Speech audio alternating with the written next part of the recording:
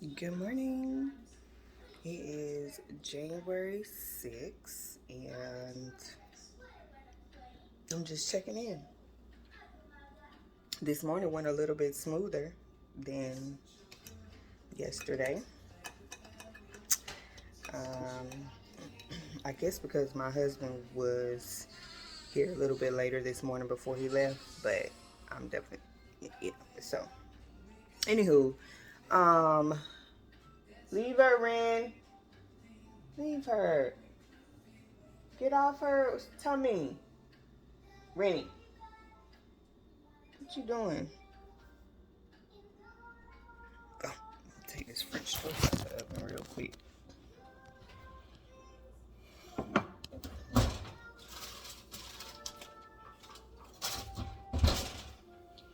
So I made her French toast, and I don't think she gonna eat it. Serenity. So, Rennie. So, let's talk about mental resets, right? So that is something that I definitely need, like a complete mental reset. I'm at this place where I have to like accomplish a goal. It's like, Crystal, accomplish something. Check something off your list. Like, I'm a starter. I'm a person that will start with no problem, but I'm a person that will quit with no problem quickly. Because I'll start and I'll see the potential and the opportunity, and I'm just like, yes, this is good, great, gonna work. But then once it's time for me to really put in the work to see the vision manifests that I saw when I originally started, it becomes hard for me. And I know it's because I've realized over all of these years that I've responded out of emotions. Like, always responded from emotions. And if you don't know, like, your emotions can sabotage you. Like, and that's pretty much my life. Like, I know it's things that I've learned from childhood, maybe even from birth, maybe even what my mom was going through when she was pregnant with me. Like, this stuff is real. And that's how I've always responded to life and situations. I would quit, I would make excuses, I would get so emotionally involved that I would just sabotage myself, and I'm tired of it. And I just want to see myself accomplish goals. I want to see my Crystal acquire all of the things that she desires through hard work.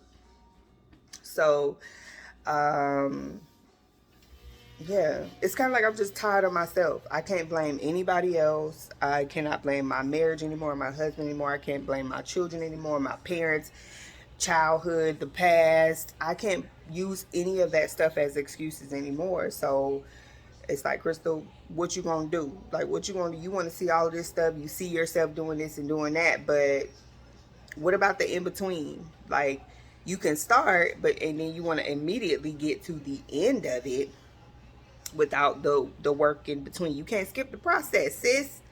You just can't. And that's what I'm telling myself. And I'm like, if I keep quitting, I have to keep starting over. And it gets so much harder every single time. You know, every single time my lip peeling that I have to start over. Every single time. And I do believe that that's why I'm in a place right now. It's like, why is it so hard to continue something that I used to love? It's because I've started and stopped so much that the starting part has become exhausting. To jump back in has become exhausting. But I can't use that as an excuse. It's like, okay, it's kind of like, I'm assuming with swimmers, like people that are professional swimmers. Like, just imagine how many times, how many laps or they take every day to perfect their craft, and imagine it getting exhausting. And y'all know a fight against water is like, not a fight, but swimming can be very tiring. So imagine them doing. They say, I'm gonna do 50 laps today, this morning, and imagine by that 10th lap they're like, oh my god, I'm tired. But they said they're gonna do 50, so they gotta jump back in, muster up the strength, and swim. And that's kind of like where I am. I'm like, the starting over has become so exhausting for me that I find it so hard to start again. So every single time that I've quit, it has become harder and harder to get back into it, because I would quit and I'm in an emotional place and I'm emotionally distressed and already exhausted spiritually, mentally, emotionally, and then trying to clear all of that out of my mind to, okay, I'm gonna get back into this. And then imagine with, no, Ren, she don't want that. And then imagine trying to get back into it, and because I've quit with so many different thoughts in my mind that I didn't get rid of, it's like, oh my God, I've quit. Now what are people gonna think? What is my husband gonna think? People are gonna think I'm a loser. People are gonna think this. And I'm just like, you know what, Crystal, it's not about what people are gonna think anymore. It's really about what you think of yourself. You don't love yourself. You don't think you're worthy. You're a quitter. You don't want this. You don't want to drive that car you desire. You don't want to buy that house that you desire. You don't want these, dreams and visions that you see for yourself and your family. You say you want a house with a yard and a big old yard where your kids can go play around and do what they want to do and just go outside. You don't want that because you keep quitting, right? And that's what I keep doing in every single thing that I do. And I'm like, I cannot keep giving up on myself, because I'm giving up on my family, my children, because I make excuses. Oh, I don't have time. I can't do this. I'm tired. And like excuses. Yes. I gotta put the clothes in the wash. What's she doing? You want your French toast now? Hmm?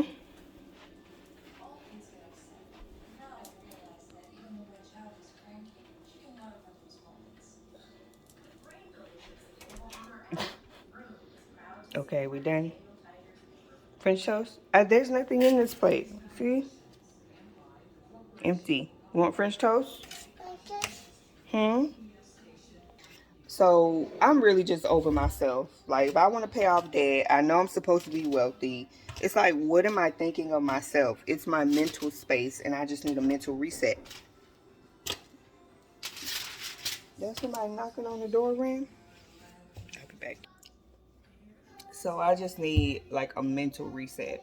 I'm just tired of myself. And y'all know, when you have to battle with yourself to change, it can be very difficult, because I've had a lot of moments where I know that I need to change, but the battle is hard. And it's only because the things start to surface that you need to deal with, right? And that's the thing with me.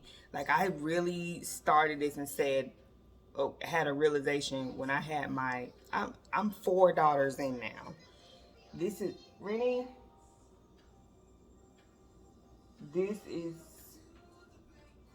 when I had my first daughter, and she's about to be 8 next month. So this was 8 years ago. Like, this was a couple weeks before I had her, and I was like, oh my God, I'm about to have a daughter.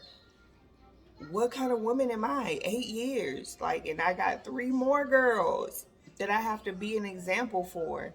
And when I first started that, y'all, it was not easy. I called it a lifestyle. Rennie, I called it a lifestyle challenge or change or something.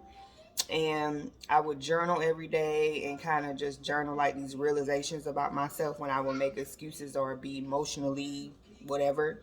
And I think I threw that journal away. Um, Rennie, what? Bring me her bottle.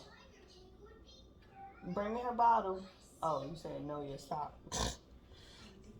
Because I knew at that moment, like, Crystal, you have to change. So imagine 8 years ago. How old was I, y'all? Because I'm about to be 35.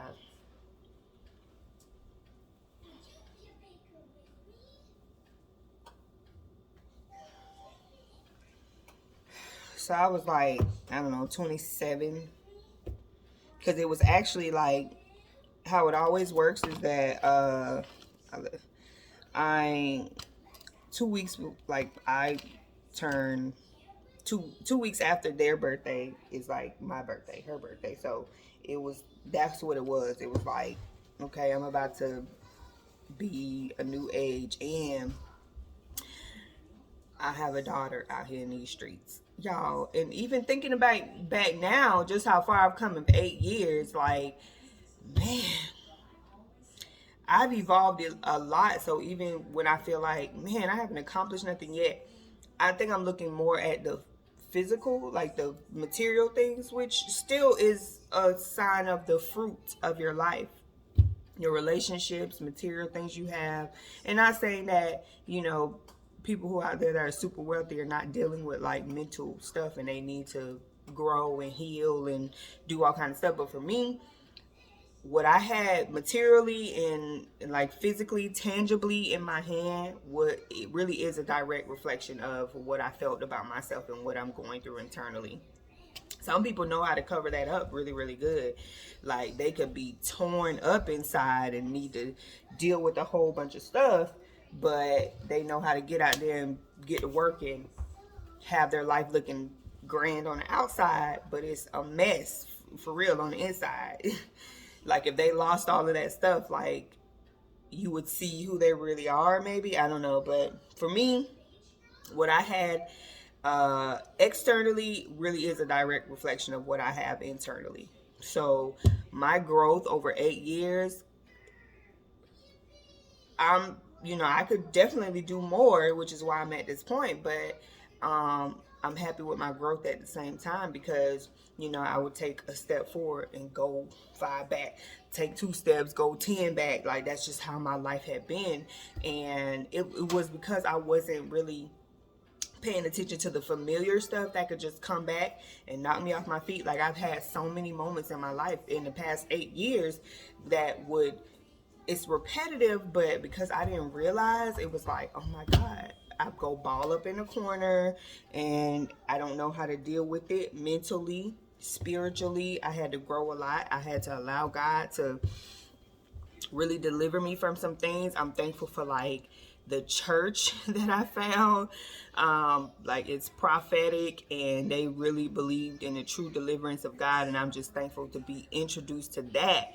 Like that's a testimony in its own, because spiritually people out here really need deliverance. Like they need somebody to lay hands and cast out demons and all kind of stuff, and I needed that in my life because I was dealing with a lot of things that had a really strong hold on my life, and I'm still being delivered. Like deliverance does not stop, just like they say growth doesn't stop, evolving does not stop. It doesn't. Deliverance does not stop. Healing never stops. Like, so once you start, you be so shocked, you be so surprised at all of the things that show up, because it's like, oh my God, what is this? Because I have been living this life where it's just like, let me cover all of this up with sex and smoking and drinking and clubbing and cussing, and my boyfriend over here, he loves me. I didn't know what love was. So it's like, he loves me. My parents, they like emotionally detached. I'm not talking to them. We don't have a relationship. So I'm over here like dabbling in all of these things that I feel like was really, helping me with what I was going on, but it wasn't. So a complete mental reset, y'all, is what I'm working on. And I seen this thing called the 75 Hard Challenge. I seen 2 people post this from my church. And I'm looking at it and I'm like, okay, I think I'm finna get into this because I have to really challenge myself to be consistent. I am not a consistent person, and I'm claiming that I'm a consistent person. Crystal, you are consistent. You are consistent. So, but I'll get back to y'all more about that. But I just need a mental reset, and this is where I am. Like, even if I have to challenge myself to post a YouTube video every day just about my progress, it's for me, it's gonna bless somebody, but it's more for me to show up consistently in what I desire to do. I have plans for my YouTube channel. I have plans for businesses. I want to be I'm financial coaching, all kind of stuff I have in that. God is like, Crystal, this is what I need you to do, but I need you to get over yourself. Get out of your head. Y'all. So that's it. My phone finna run out of space, so I'll be back with more.